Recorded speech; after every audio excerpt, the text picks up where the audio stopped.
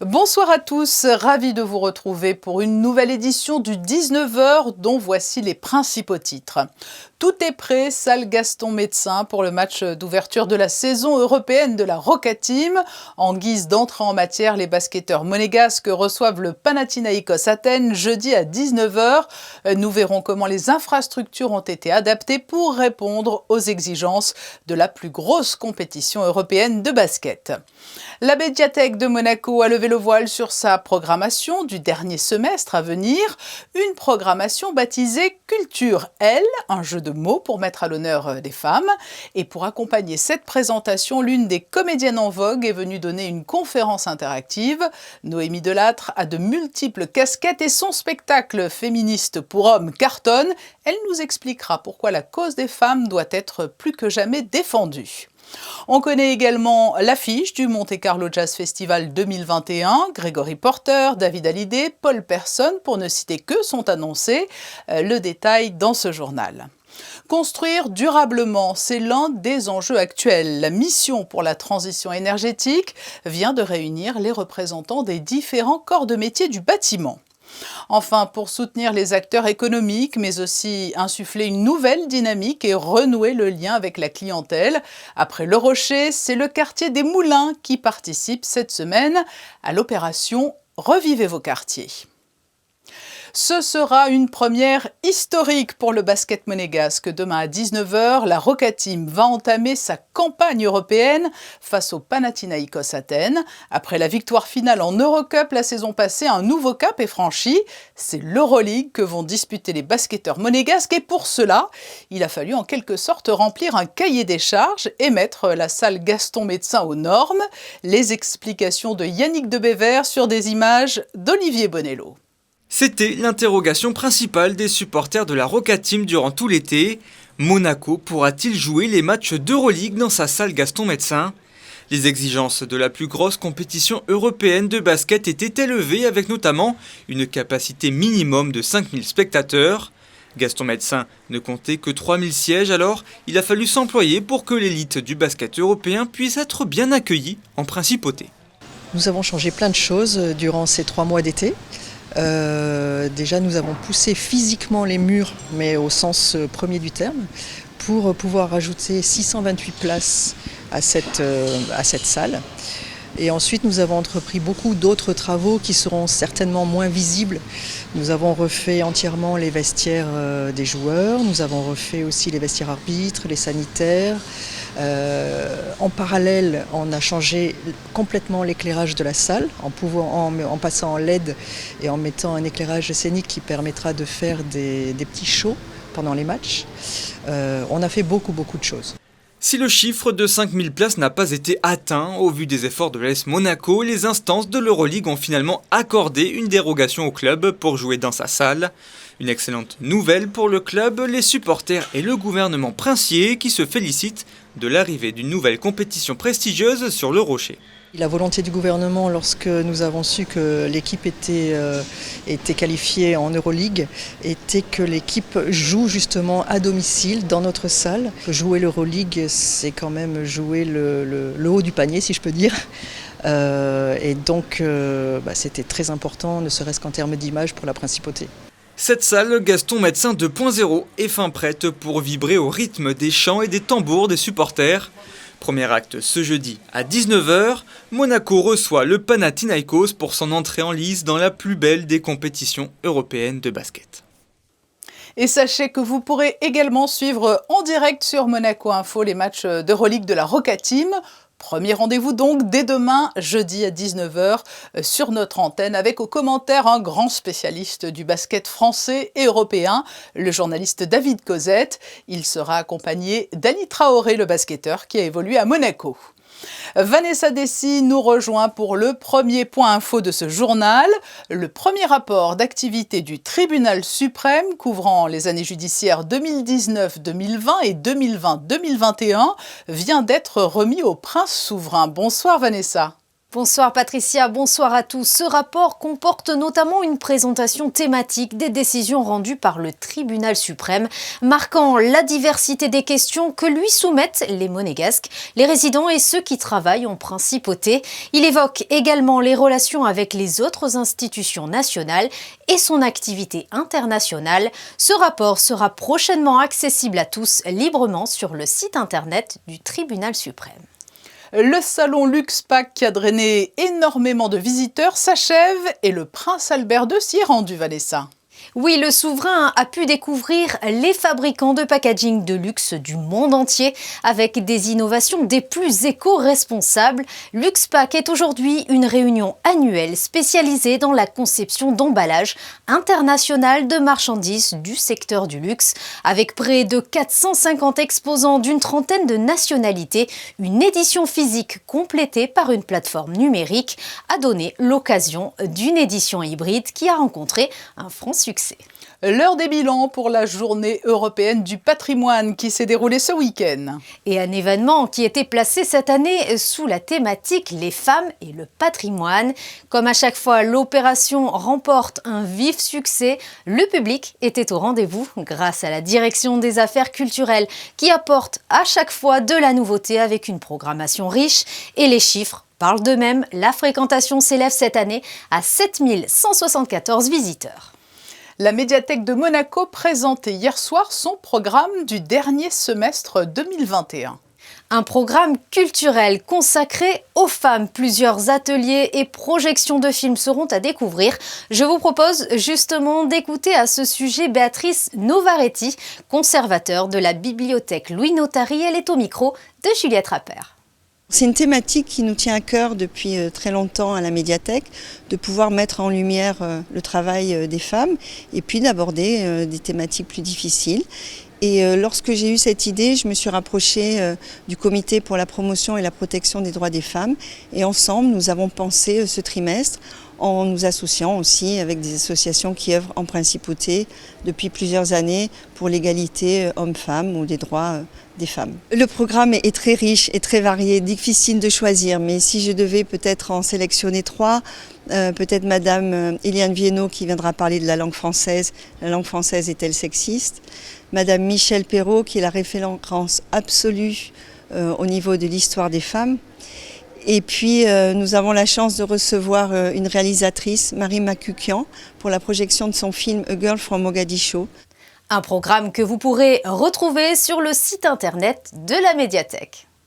Et lors de la présentation de ce programme, la médiathèque avait tenu à inviter à l'espace Léo Ferré une comédienne qui incarne le combat féministe et qui a fait de sa meilleure arme contre le sexisme l'humour.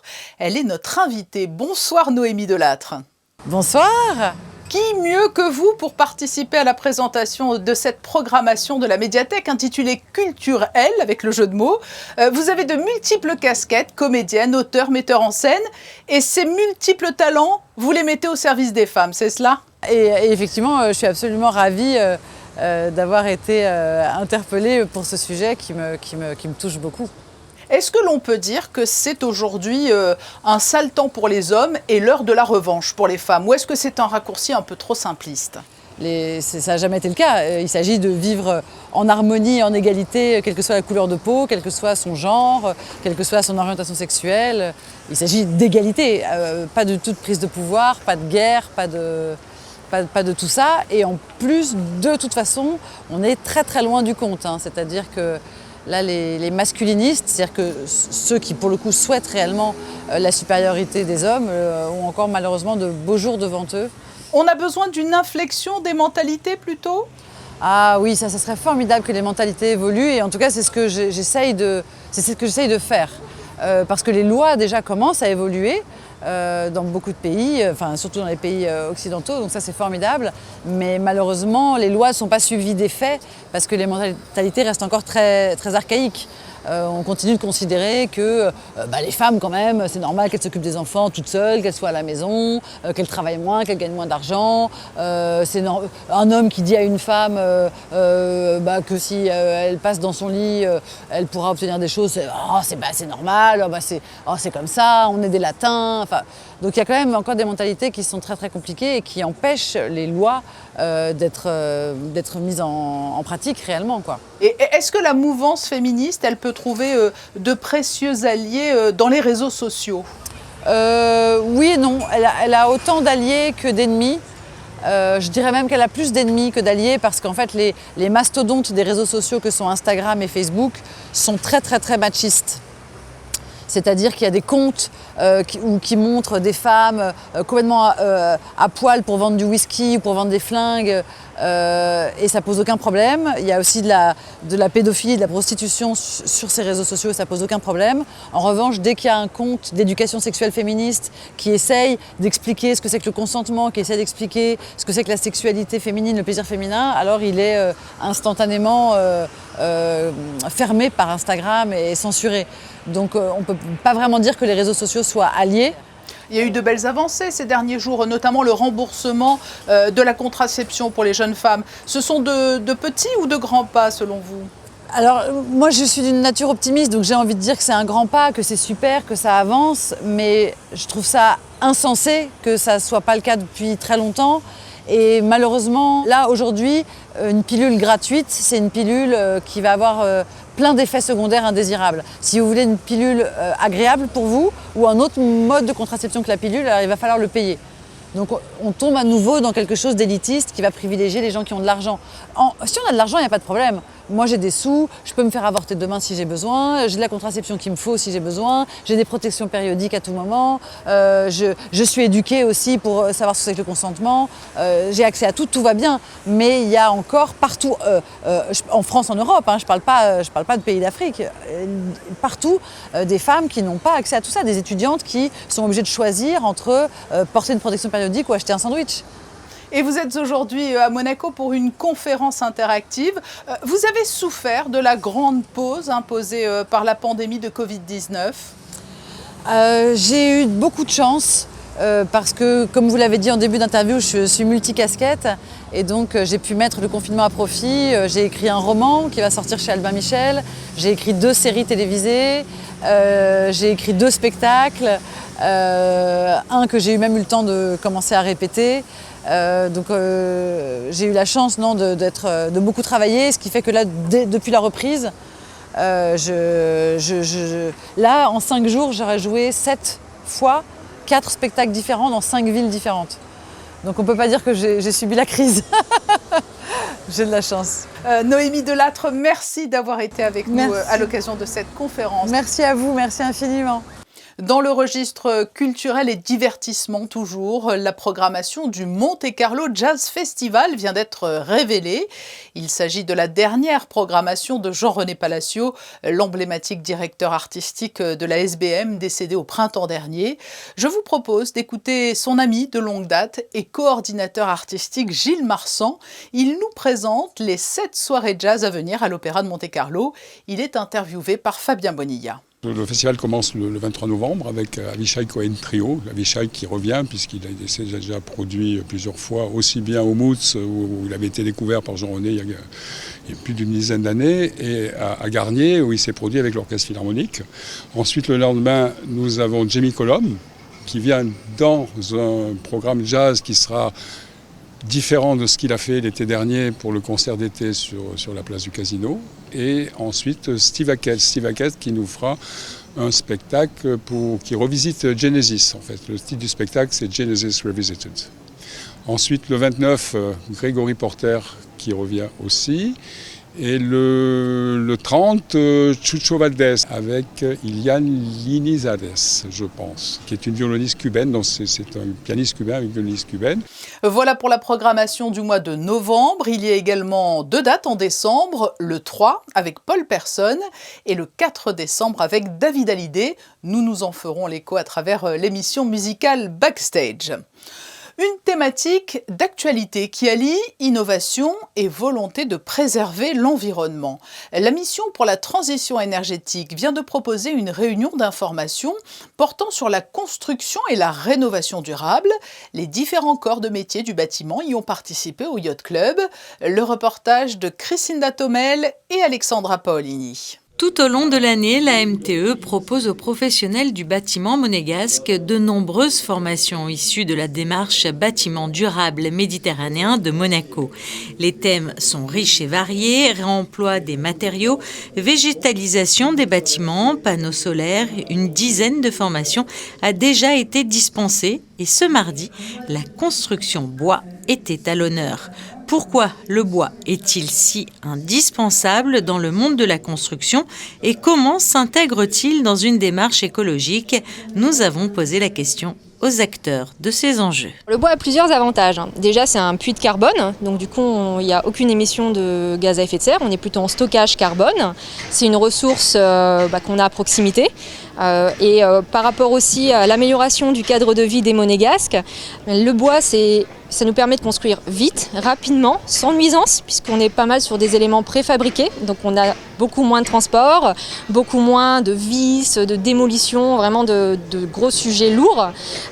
Et même pour la fin de vie du bâtiment, lors de la déconstruction, on va pouvoir démonter le bâtiment et non le démolir, le casser. Donc même en fin de vie, on aura quelque chose qui fera pas trop de bruit. Le bois est un matériau biosourcé, le bois est un matériau léger qui va permettre de donner un potentiel à des surélévations de vieux bâtiments. Il donne aussi une polyvalence pour les aménagements.